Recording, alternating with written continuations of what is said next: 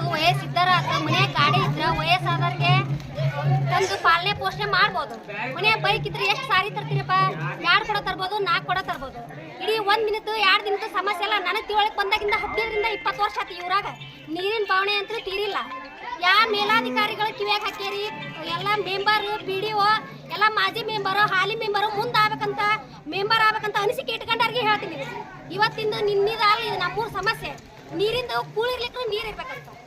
ಒಂದು ಹೊತ್ತು ಕೂಳಿರ್ಲಕ್ರ ಬದುಕ್ಬೋದು, ನೀರು ಇರ್ಲಾರ್ದಾಗ ಬದುಕಾಗಲ್ಲ. ಈಗ ನಮ್ಮ ಏರಿಯಾದಾಗ ನೀರು ಬರ್ಲಾರ್ದಂತ ಯುಗಾದಿಯಾಗ ಏಪ್ರಿಲ್ ತಿಂಗಳದಾಗ ನೀರು ಬಂದಿತ್ತು. ಏಪ್ರಿಲ್ ತಿಂಗಳಿಂದ ನೀರಿಲ್ಲ. ಅಪ್ಪಿ ತಪ್ಪಿ ಯಾವಾಗ 1 ತಿಂಗಳಿಗೆ 2 ತಿಂಗಳಿಗೆ ಒಂದಿನ ಓರ್ಪ್ಲೇ ಬರ್ತೈತಿ.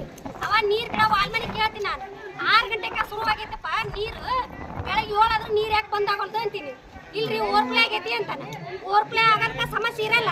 ಆದ್ರೂ ಹೋದ್ರೆ 1 ತಿಂಗಳ 2 ತಿಂಗಳ ನೀರು ಹೋಗ್ಬಿಡ್ತಾವೆ. ಇದಕ್ಕೆ ಯಾರು ಹೊಣೆ, ಯಾರು ಜವಾಬ್ದಾರಿ? ಮತ್ತೆ ಸ್ವಚ್ಛ ಭಾರತ ಶೌಚಾಲಯ ಉಪಯೋಗಿಸ್ಯಾರಿ ಅಂತ ಶೌಚಾಲಯ ಕಟ್ಟಿ 10 ವರ್ಷ ನಾವು ಕುಡಿಯಾಕೆ ನೀರಿಲ್ಲ, ಅಡಿಗೆಗೆ ನೀರಿಲ್ಲ ಅಂದ್ರೆ ಶೌಚಾಲಯಕ್ಕೆ ನೀರಲ್ಲಿ ಯಾರೋ ಸ್ಥಿತಿವಂತರು ಇದ್ದಾರೋ ಒಂದು ಟ್ಯಾಂಕರ್ ತಂದು ಹಾಕಿಸ್ಕೋಬಹುದು. 1-2 ವಾರ 4 ವಾರ ಬಳಸ್ಬೋದು. ಮತ್ತೆ 5ನೇ ವಾರಕ್ಕೆ ಇಲ್ದಾರ ನೀರಿಗಾಗಲಿ 5 ಕೂಡ ನೀರು ಬರ್ತಾವೆ, 10 ಕೂಡ ನೀರು ಬರ್ತಾವೆ. ನೀರಿಗಾಗಲಿ 1 ದಿನದ ಕೂಲಿ ಬಿಟ್ಟು ಕುಂದ್ರಬೇಕು. ಇದು ಎಲ್ಲರದ್ದು ಇರೋ ಅನಿಸಿಕೆ. ಆದ್ರೆ ಮಾತಾಡಕ್ಕೆ ಯಾರು ಮುಂದೆ ಬರಂಗಿಲ್ಲ.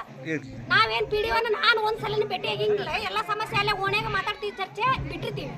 ಆದ್ರೆ ಇವತ್ತು ಎಲ್ಲರಿಗೂ ನೀರು ಬೇಕು. ನಮ್ಗೆ ಟ್ಯಾಂಕರ್ ಐತಿ ಮನ್ಯಾಗ.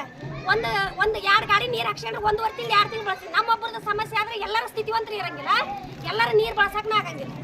ನೀರು ಇಂಪಾರ್ಟೆಂಟ್. ಎಲ್ಲ ಮೇಲಾಧಿಕಾರಿಗೆ ಹೇಳ್ತೀನಿ, MLAಗೆ ಹೇಳ್ತೀನಿ, MP ಗೆ ಹೇಳ್ತೀನಿ, ಎಲ್ಲ ಮಾಜಿ ಮೆಂಬರ್ಗೆ ಹೇಳ್ತೀನಿ, ಹಾಲಿ ಮೆಂಬರ್ಗೆ ಹೇಳ್ತೀನಿ. ಮುಂದೆ ಮೆಂಬರ್ ಆಗ್ಬೇಕಂತ ಅನಿಸಿಕೆ ಇಟ್ಕೊಂಡವ್ರಿಗೆ ಹೇಳ್ತೀನಿ. ನೀರಿನ ಪರಿಹಾರ ಮಾಡಿದ್ರೆ ಮಾತ್ರ ಮುಂದೆ ಹೋಟ್ ನಮ್ಮ ಊರಾಗ. ಇಲ್ಲಾಂದ್ರೆ ಯಾರಿಗೆ ಹೋಟಿಲ್ಲ, ಯಾವಾಗ ಬರಬಾರ್ದು.